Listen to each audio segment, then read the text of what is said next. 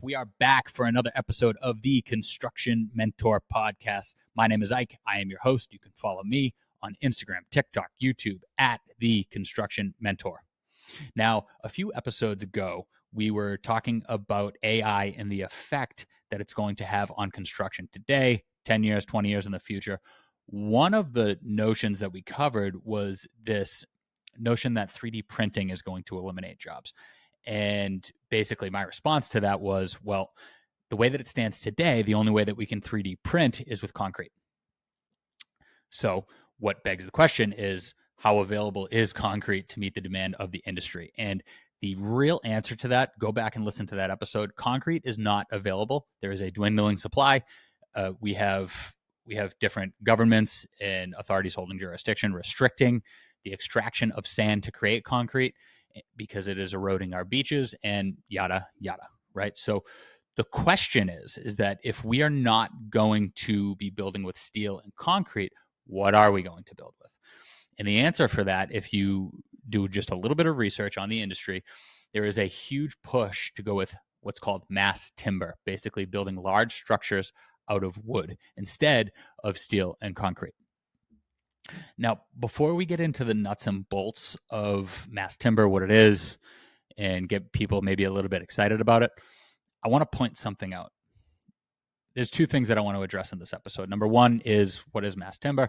But number two is, in the world we live in today, especially for young people, there's a lot out on media. There's a lot of things that come out on social media, and it's all tailored to your emotions. It's meant to get you excited in either a negative or a positive way. What's critical for you in your growth and finding your path forward and finding what is true and best for you and best for your community is the ability to ask questions, right? Whatever the media source is, whatever they are presenting you, you should realize that there is an agenda and that you need to peel that back like an onion, right? To get down to the truth. There's always more questions to ask. And when somebody is selling you something, or somebody is let me take a step back. When somebody is selling you something, they are trying to play on your emotions. That's like sales 101, right? People make decisions emotionally and they justify them with logic. So when we look at where the industry is going, and we know that there is going to be a push, not only from the government agencies, but for a sustainability push, it seems pretty clear to me that building with wood and building structures out of wood, heavy structures out of wood, is the way that it is going to go.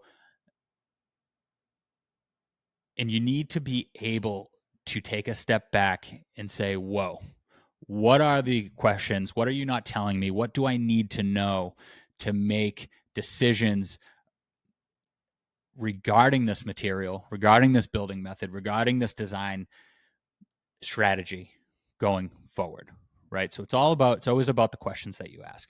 So when I look at mass timber, I have all these great articles and all these news sources and all these news stories and all this propaganda that I can very easily find to tell me the benefits, but it doesn't really tell me the whole story, right? So what are some of the questions that I immediately, my knee-jerk reaction is to ask about this product? Now, I wrote down these maybe 10 questions in 30 seconds because I have experience. I've been in presentations. I've had people ask me questions and challenge me on different things throughout my career. I have the experience to apply to this, whereas if you were younger, you might not have the experience. So here are the common questions that should always come to your mind when you're presented with a new product or a new strategy or a new design intent, right? Cost, always at the top of everybody's mind. What is it going to cost you? Schedule. Are you going to move faster or are you going to move slower? What is it? Do you actually understand what you're dealing with? Does it have any VOCs? What is a VOC? A VOC is a volatile organic compound. Is it something that produces or exudes something that you want to breathe in, right? Who installs it? Who may or may not like who installs it, right? Hint, hint, I'm talking maybe about unions there. How does it affect codes? How does the fire department feel about it? Where is it coming from? Is it coming from China? Is it coming from Russia? Is it coming from Argentina? Is it coming from around the corner? What about the availability? How easy is it to actually get your hands on it? Is there a huge supply? You need to know that. What about sustainability? I haven't been in one presentation in the last 3 years where sustainability for a major client hasn't come up. What's the effect on sustainability, not only in the production of the product, but in the building of the product, and then the life cycle of the property thereafter? Okay. Lastly, where have they done this already? What are some examples where this has worked? Right? A lot of people don't want to be the guinea pig. So, where has this happened? How is it successful? Is it getting better? Now, those are all the common questions. There's one more at the end of this that I want to go through, and that is in regards to biophilic design. And I'm not 100% sure that I'm saying that, I'm enunciating that the right way, but it is a new topic that I think a lot of people should be aware of and they should be interested in. But it's basically bringing nature into construction, the design, the feel of it, how you feel when you're walking through the space, sitting in the space, and the effect on you thereafter. And wood versus concrete has a tremendous effect on that. Allegedly, this is what they claim, right? So everything that I have that is in this episode, I've pulled from a variety of websites. I'm not going to cite every single one as I walk through it, but it's from Forrisk. So go to forrisk.com. You can look this stuff up at the University of Toronto, University of Michigan, website called Sustainalytics, the American Wood Council, the Natural Resources Defense Council, and a publication known as Structures Insider. So go check those out. You can definitely corroborate everything that I say here, but I don't want to slow things down, so I'm just going to get right through it because I want to try and keep this in less than 20 minutes. All right, so cost and schedule. The number one thing that you have to question anytime you have a new product or a new design strategy or anything like that, you have to question the effect on the cost and the schedule. Now, there's a ton of advantages for cost and schedule that they try to sell, so let's talk about them.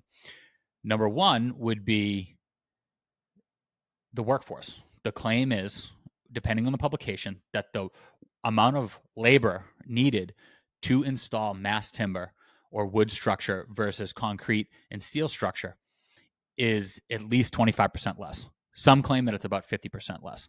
So when you go through cost, although that this, what we'd find is that the wood structure products are going to be more expensive because there is a greater manufacturing process, right? But in the field, when you're cutting out 25 to 50% of the labor to install, that is a massive cost advantage. The majority of your costs in construction, 95% of the time on any given task, is going to be the install. Okay. It increases schedule efficiency. So not only are you using less people, but you're actually moving quicker, right? The reason that you're moving quicker is because a lot of this comes out prefabricated. It comes out already coordinated with holes and connection points, and it's labeled. It's like an erector set that you're just assembling this on site. It's almost like a giant IKEA set with a little bit of quality. It's not just going to fall apart on you like your coffee table would. But the claim is that it would increase efficiency by 25%, not just on the install of that trade, but the trades that all follow after that. Now, the other part of that is not just how trades work with that material and coordinating with that material and modifying it, making holes, things like that, but what does it do to your job site, right? When you're a construction manager, when you're working for a GC, you have to create, you're like a conductor on an orchestra. You have to have this harmonious, symphony, everybody working in unison, and it has to be clear with a nice workflow and people aren't bumping into each other. So what effect does wood have on that? If anybody has ever been on a job site where they're pouring concrete or they're doing a foundation or they're doing, rigid inclusion where they're drilling into the ground and shooting concrete into the ground, it is a soup. It is a wet mess. And it's really difficult for other people to lay out and keep their layouts and to work around them and be, dry and clean and whatever. The claim is that this reduces construction traffic by 90%. That is a tremendous effect. So if that is true, and on its face, I can see that being true, it is very easy to see why you would pick up so much efficiency in your schedule. You would need less labor to keep up with that schedule. So that is a huge advantage from this point. I already mentioned that coordination is a key advantage of wood structure coming out, right? So a lot of the prefabrication is the word, right? That is the flavor of the day, and I don't think it'll ever stop being the flavor of the day. We all hear about these prefabricated homes, and they basically show up, 80% assembled, and then they plop them in place, and then it's a quick construction process from there. That is the case with these wood structures, right? So you have the same coordination advantages as a 3D printer because you're manufacturing everything in a shop, and it can get down to the millimeter of where all of your holes want to go, your connection points, the lengths of your structural members, etc. When you compare it directly to a 3D printer, you don't have to worry about lintels or embeds or anything like that because all of the members that are produced are actual structural members, right? So if you prefabricate a structural wall, that's all part of it. Okay, you don't have to chase around the 3D printer that's pouring concrete walls all over the place and then place a lintel at the top so that it can pour the next layer of concrete. It's already part of that set that gets fabricated. Now, when you come out to site, instead of having a machine doing it, you obviously have people do it.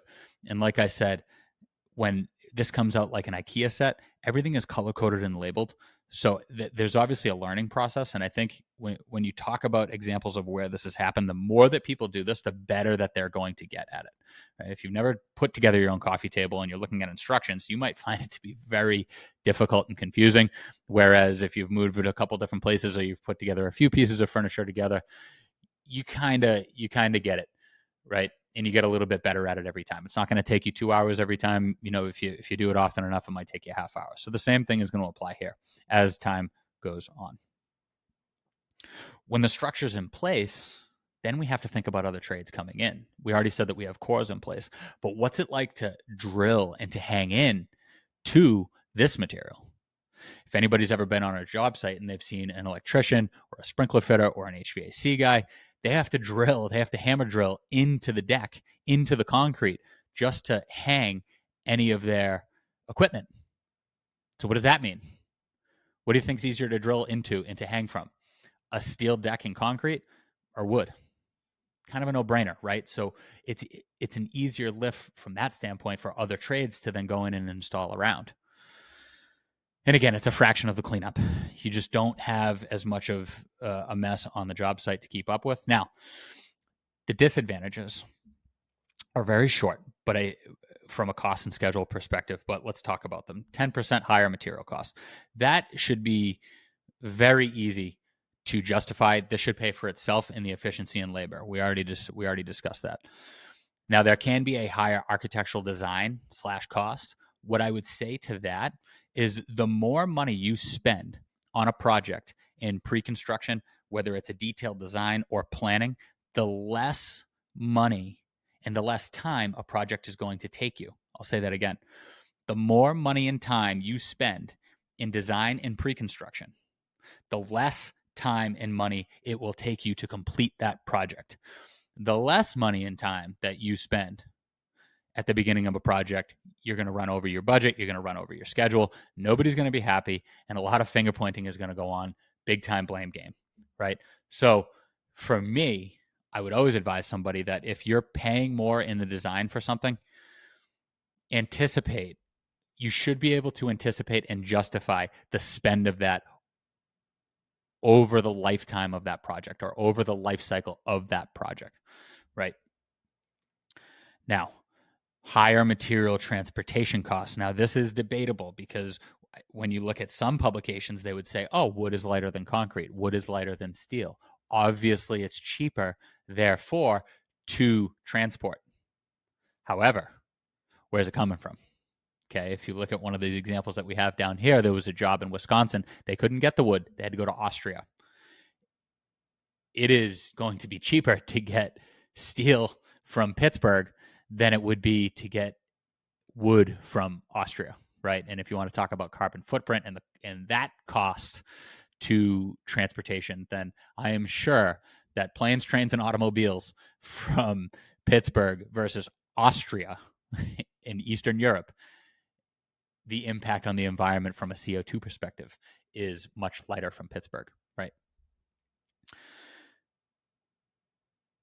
less long-term flexibility. Think future renovations. Now, this one I don't really understand because concrete and steel is pretty rigid, right? It's a pretty big lift to make any kind of a structural change or supplemental structure change in a building once it's already there. I don't see how that's any different from the wood. I mean, you would still have to add structure to cut a big hole or create a new shaft, or you'd have to shore something. You'd have to put in a temporary structure to hold it up if you wanted to remove a structural member or a wall. So I don't really see how that's different, but it's listed when people try to combat this.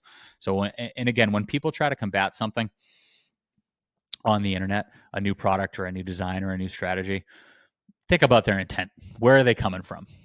Are they a concrete manufacturer? Are they a steel manufacturer, right? Who's funding that research? Where is that coming from? I think 9 times out of 10, if you follow the money, then you can find somebody's intent or genuineness in a publication or research that's put out. Okay, we see that in the food industry all the time, right? We mentioned VOC. So we talked about cost and schedule. Now we're on VOC. A lot of people don't understand what VOC is, but it's something that comes up. I've actually had products installed on a job site. A lot of job sites have these little phone booths or little quiet rooms that are pre-assembled, and they come in and that people can huddle in there and they can get on their laptop and they can take a private call when they don't want anybody to hear them.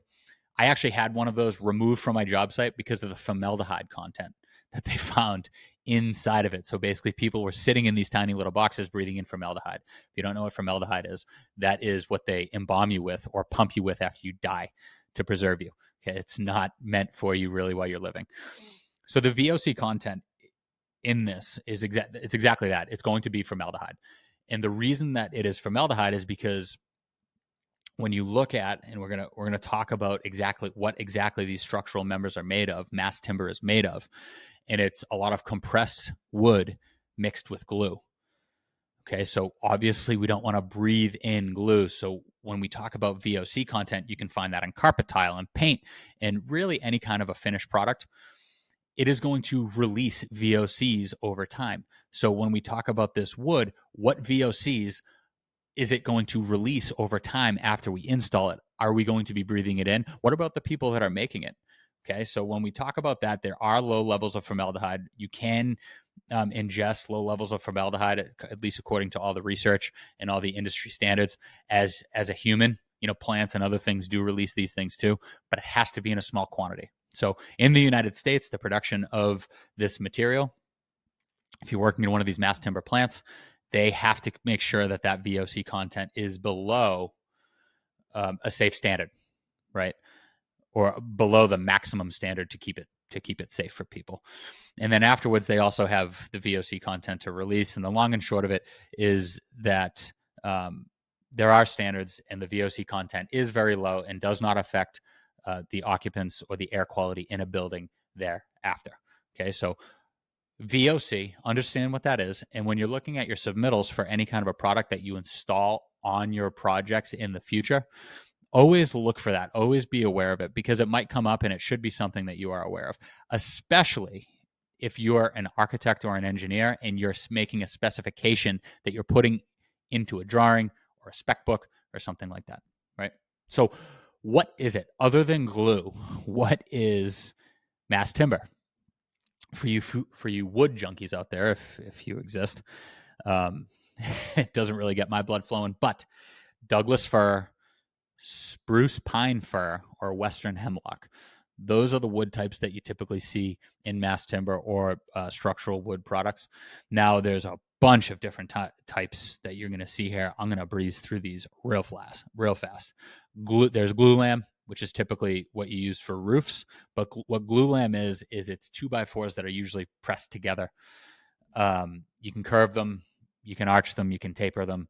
That's why they're really good for roofs. But imagine a bunch of 2x4s pressed together and glued for a structural wood slab that you would use for something like a roof. There's cross-laminated timber, which is known as CLT. What they basically do here is they take 1x6s, so really flat pieces of wood. They make several layers of them. They alternate each layer, almost like sometimes when you stack cards or you stack paper together and you rotate each one 90 degrees. That's what they do. So they create one layer with 1x6s. They create the next layer, turn 90 degrees, and they just keep alternating that overlap. And again, they compress them together to make walls, roofs. They can actually make bridges with these, and they're specifically intended to replace the need for a concrete slab. The really cool thing about CLT is that these slabs, we'll call them, can be pre-insulated, right? So that is a huge advantage when you're talking about, prefab and then install on site. And then there's a sustainability or operational advantage to that thereafter. LVL, these are really, really, really common. You hear and see about these a lot. This is a laminated veneer lumber, LVL. What they do is they steam and peel wood into 1/16 inch sheets, and then they compress those and adhere those together to bond into a sheet. If it's almost like a plywood, if you went to Home Depot and you looked at a plywood on the side, what you would see is several layers, and it looks like a bunch of little pieces of wood basically compressed together. So that's what they do with this. But they do it in really, really long strands. Again, usually about a 1/16 of an inch thick, which is super, super, super skinny. But they use this for things like structural beams. They use it for trusses, really where the length and the structural stability of a structure is critical. Okay, so these are your structural members, LVL. Then you have DLT, which is a dowel laminate timber. And what this is it's almost like that glue lam where it's 2x4s that are stacked together and compressed. But to tie them in, what you do is you basically drill a hole and you put a dowel in. A dowel is almost like a mop handle, right? It's a cylindrical long piece of wood that they would then compress in between them to hold them together. So it's almost like you're nailing it together with a piece of wood, right? Now, these are really good for structural walls and things like that, because what you can do is you can pre-cut in the manufacturing process your openings, really precise, nice and plumb, nice and level for windows, doors, things like that. That's why a lot of people use DLT. NLT, nail laminated timber. Again, same thing, but instead of using something like a dowel, you're using a ton of nails that are basically just shot in there, along with the glue to really make something stable, right?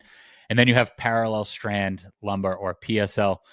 This is kind of like what I would call the hot dog of lumber. Okay, so basically what PSL is, it's all your scrap pieces of wood.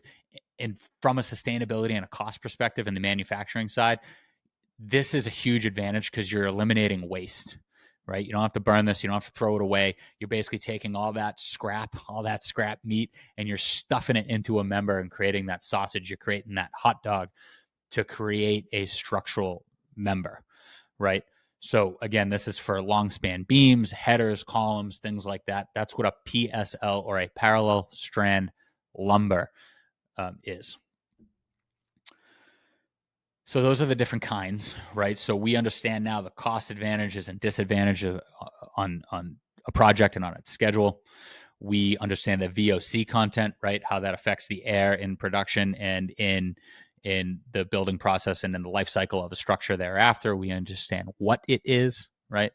We understand the manufacturing process and the difference between the different type of products that you can see on your job. Now, the big question is, who installs this? Why does this matter? This matters because if you're in a big city, well, first of all, let me take a step back. This matters because if you are a contractor, you need somebody to install this that knows what they're doing. So who has the resume? Who has the education to be able to do this, right? I can draw you a spaceship, but if they don't know anything about space or how to build something to maneuver in space, then because they just build trucks or they build boats, they're not going to know what they're doing. So who knows how to do it? But then the other thing is, who does this take work away from?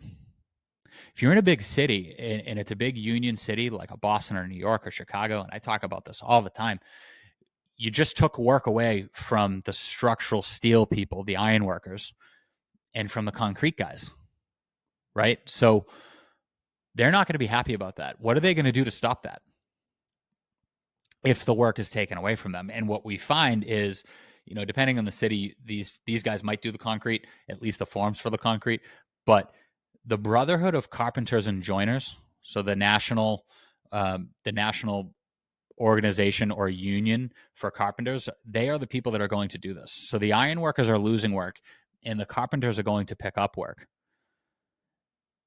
That's really important to know because you're going to get pushback when you go into any kind of a city. Again, and we can do another episode on this, but when Victaulic first came out, which is a compression fitting for pipe, that made the building process a lot more efficient, less people required, less hours, right? Shorter schedules, which sounds great, but not when you're taking food off the table for somebody else, right? So the unions pushed back on Victaulic for a very long time until they had to accept it. We already said that this process has the same exact advantages. So people may push back on this. And again, when you see people pushing back on this product, this might be another incentive for somebody to speak poorly about this product. So be aware of that.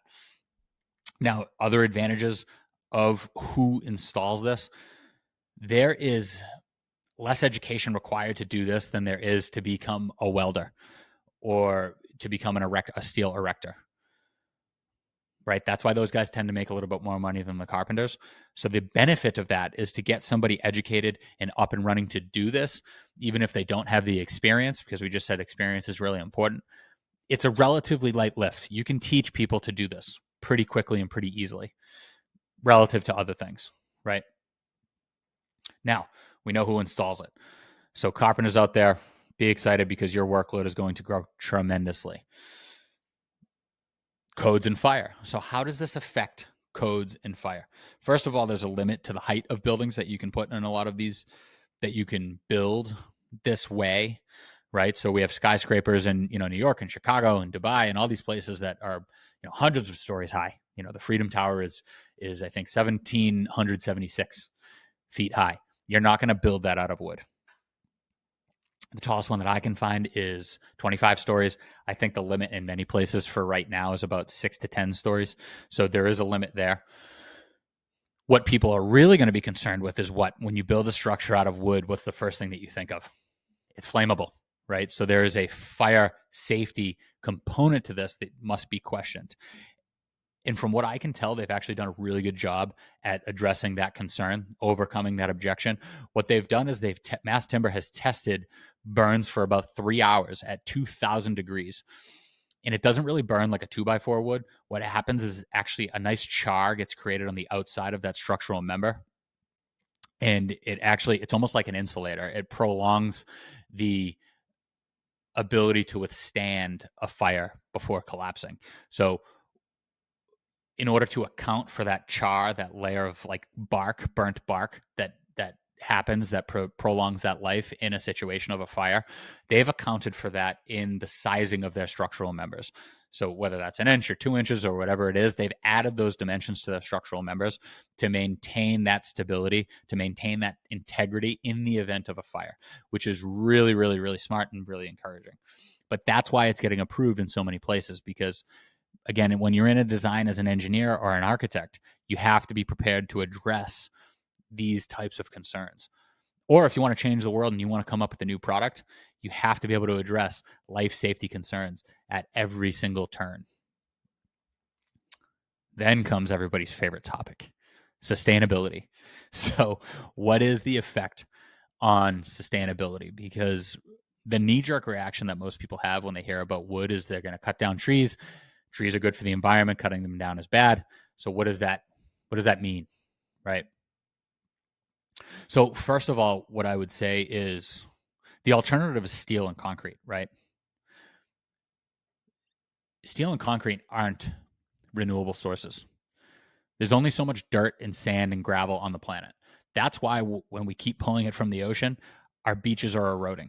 We can talk about global warming and the rising of the sea levels and all that stuff, but if you're taking sand out of the ocean, then the ocean gets deeper, and then the beaches fall to the bottom of the ocean, so we're eroding the beaches, right? And we've already said that sand for concrete has to come from a waterway, so we have to take it from these places. Wood and trees are renewable. We can multiply them, we can reproduce them, we can create farms, all of those things. So it is a renewable resource. Now, How many of those resources we have available, that's another conversation. We'll get into that. But the claim is, and the popular stat is that 15% of the world's CO2 emissions come from steel and concrete production. So not only do we not have enough gravel, but it seems like the CO2 emissions from that process, that manufacturing process before it even gets shipped out, is one of the, if not the biggest strain on CO2 emissions on the planet. Now, the question is what is the CO2 strain in the manufacturing process of wood members, right, of all this mass timber? That is something that I can't find. And then the next question would be, how do we stop a logging boom from destroying all of our forests, right? So we can't just like roll into, the plains or the Rockies or, the nice forests up in Washington or Canada or anything like that and just mow all the trees down at once because we want to build stuff. So what does that look like? As of right now, it doesn't appear that we have enough farms or forests or tree supply to meet that demand. But what is going to happen is as the industry continues to push away from steel and concrete, these farms are going to be created to meet that demand. This is capitalism at its finest, right? There is a demand. Somebody's going to buy land and find a way to mass produce these trees and then reproduce them and then reproduce them and then reproduce them to continually meet this demand. After the structure is built, we've talked about, the effect of VOCs and stuff like that, but is there an advantage to having a wood building versus a concrete or a steel building? There is. So part of that would be the thermal properties. What does that mean? The insulation, right? So the ability to keep the temperature and the humidity within your space controlled, how much energy that takes to maintain, how much heat gain is coming from outside of the building, how much heat loss is escaping the building, in the winter. There is a thermal advantage to wood over steel and concrete. I mean, just think about it. In the winter, would you rather be sitting on a wood beam or a steel beam? That's because one's a better conductor than the other, right? So wood is a better insulator. It is has a better resistance to conductivity. Now, where does it come from?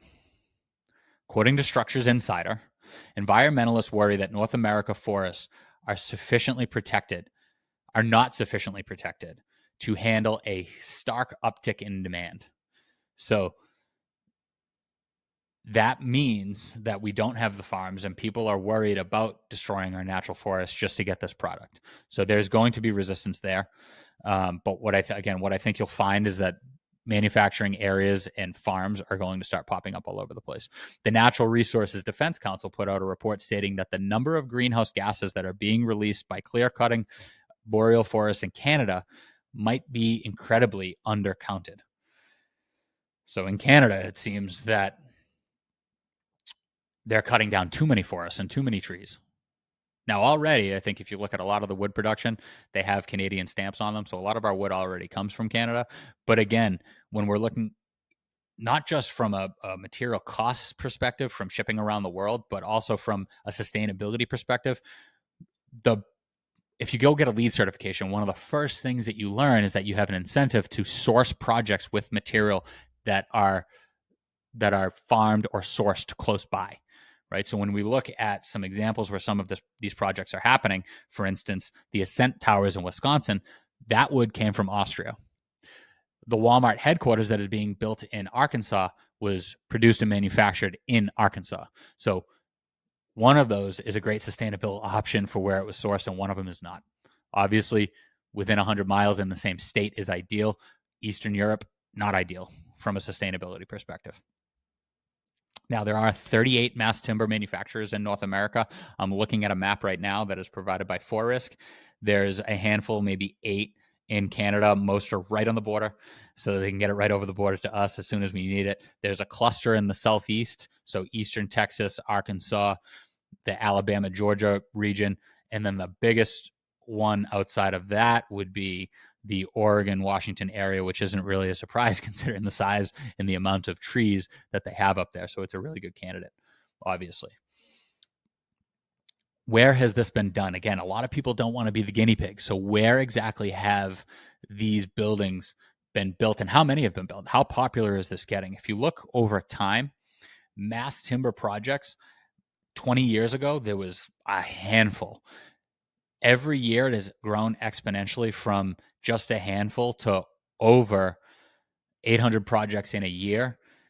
As of September 2023, so as of last month, there were 1,860 multifamily, commercial, or institutional mass timber projects that were either in progress or already built, right? So that's almost 2,000 buildings in America. That is a lot. There's an 18-story building in Norway. Again, I already said there's a 25-story building in Wisconsin.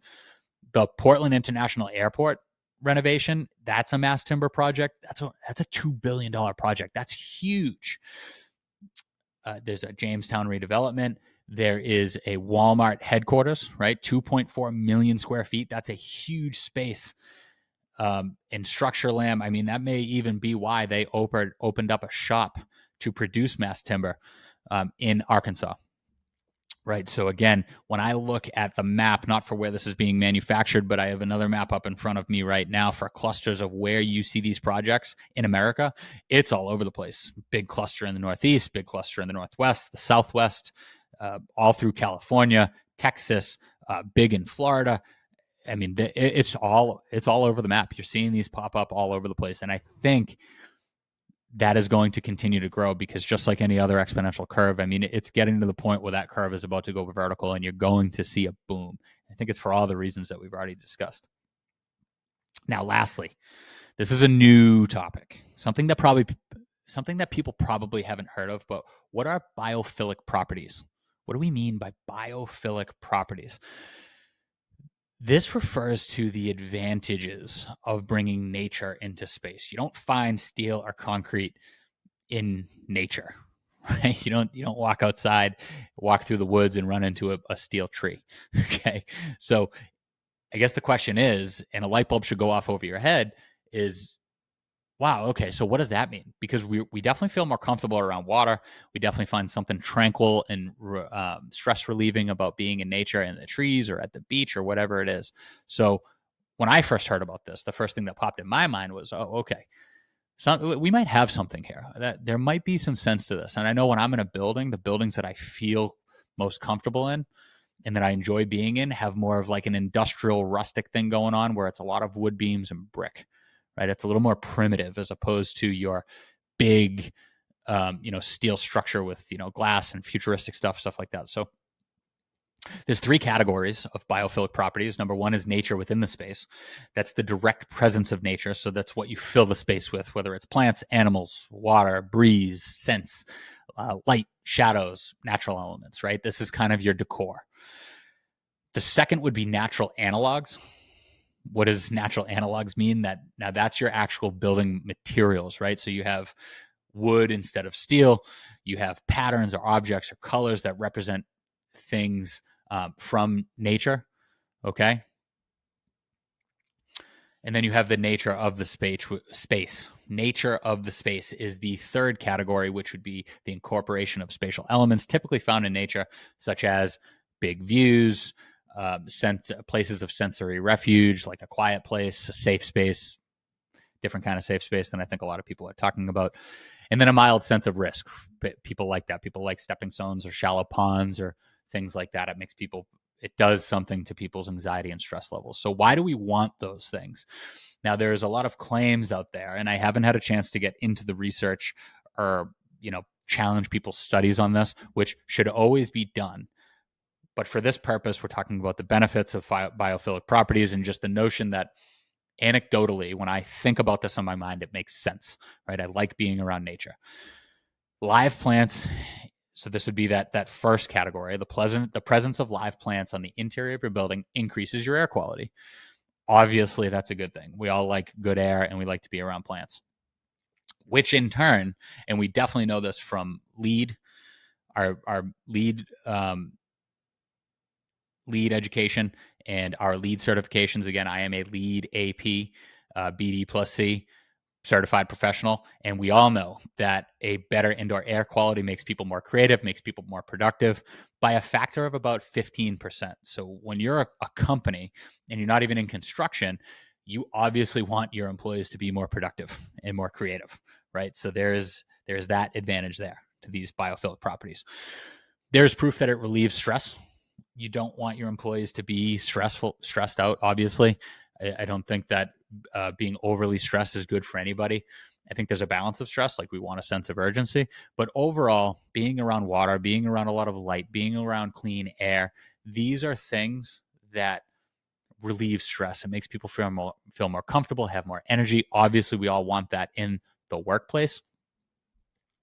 And being around wood as opposed to steel and concrete is a little warmer. It has a better feel to it. When you think about the concept of grounding, and if you don't know what the concept of grounding is, you should be doing it, right? At the beginning of everybody's day, the best way to start out your day is to get sunlight directly in your eyeball. That's the best way to ingest vitamin D, but also to have your bare feet on the ground. That has been proven to reduce people's anxiety and stress levels. That's because you feel more connected to the earth. And if we know anything from grounding from our electricians, when you have a power surge, right, or stress levels increase, you need a way to dissipate that. You need a medium by which you can relieve that extra energy, right? That negative energy that you don't want, because it might make you feel like you want to explode, right? How about that for an analogy for you? So this is a better way, using wood products, to be more grounded, all right? It makes people feel happier and healthier. It's been shown to lower blood pressure, lower heart rate, and it actually has an effect on your memory. So I think when you're operating in a less anxious and a less stressful environment, we are able to retain information better, right? So lastly, the claim is, and I don't have a statistic for this, but you are able to attract and retain talent. No matter what industry we're in right now, there is a labor shortage. And I hate that term because 40% of Americans are sitting at home doing nothing. There is a huge issue that people have attracting and retaining talent. So when you're building a new facility, you want to throw everything that you can at it to keep the people within your house happy where they are, not looking to jump ship for any reason possible. When somebody walks into your facility to interview them, or they're thinking about working there, you want them to feel welcome. You want them to feel at home.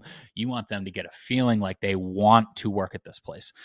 And then while they're there, they obviously want to be happier. The happier, healthier, wealthier they feel they are, the more that they're going to want to stay. It's a pretty simple concept. So those are what biophilic properties are. And it's one of the major sells everywhere that I look online, or anytime this has come up in any kind of industry discussion or presentation. It's probably the thing that's discussed the most. And overall, I think that it's where everybody is going. Every space that I walk into now, there's leaves on walls and what they call live walls, a lot of walls with moss on them that do not need exterior sunlight or an ongoing water source to live. It's part of almost every single space that we build today. So you're going to see this, whether you build with steel or concrete or wood, you're going to see a push on the design side. And as an architect, you should be aware of this, for biophilic properties to be present in the design of a space. And again, that's whether or not you are in a new building or you are renovating a steel and concrete building. They're probably going to try and cover it up with some biophilic elements. That about wraps it up. I think that's it. Again, when you look at anything new, if there's one thing that you take from this, aside from being exposed to a new direction that the industry is going, you really need to be aware anytime somebody presents you with new information or a new design strategy or any sort of political notion or anything that social media or the general media can throw at you, you need to be aware that 9 times out of 10, they have intent. And it's usually tied to somebody's wallet. So you have to be able to ask questions. What you see, the first thing that you initially see, the way that it is presented to you, is meant to pull on your heartstrings, to play on your emotions, to get you to then justify that with the logic that is presented to you. You must always question what is being thrown at you. And the important questions will always revolve around cost, schedule. What is it? Physically, what is it? What are the VOC content or components or exposures of said material or design strategy? Who installs it? Who will not like that?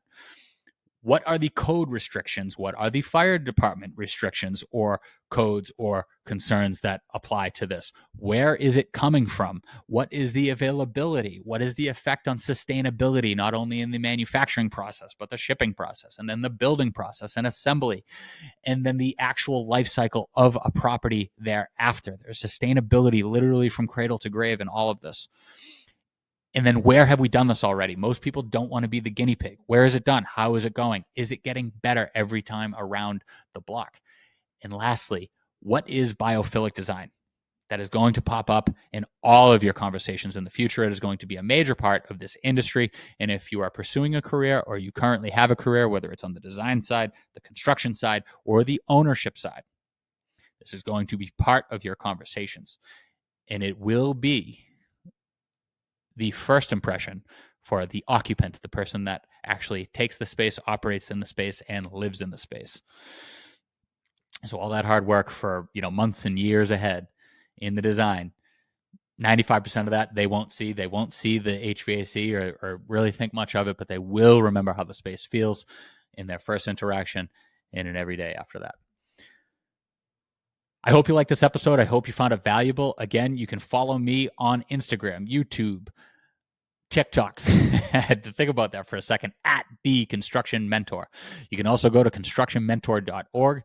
I have templates up there for pricing, invoicing, anything that you might need for your company if you're starting out or you want to go off on your own, or even if you're operating within a company and you need help building a schedule or you need a log to track. Obviously, we want to push technology, the use of technology, but to be honest with you, whether it's Procore, CMIC, or PlanGrid, or any of these, Autodesk, any of these industry tools, there's really no end-to-end solution, not yet. And we have an episode coming up on that. But you probably need extra logs and templates outside of that to efficiently manage your project. So I have those available on constructionmentor.org for download. Go take those. If you need any personal help from me, whether it's finding a path for your career, finding an opportunity, getting prepared for an interview or an opportunity, I am here to help. If you just need some coaching, or you want to vent about what's going on in your current career and you want a sanity check, or you want a little bit of direction, a lot of people have been reaching out to me for advice on how to handle certain situations with their manager in their career. I'm happy to do that as well. Again, reach out to me either on Instagram, TikTok, or go onto the website. You can email me at mentor@constructionmentor.org. I appreciate you guys. Please like, please share, please subscribe, and I will catch you next time.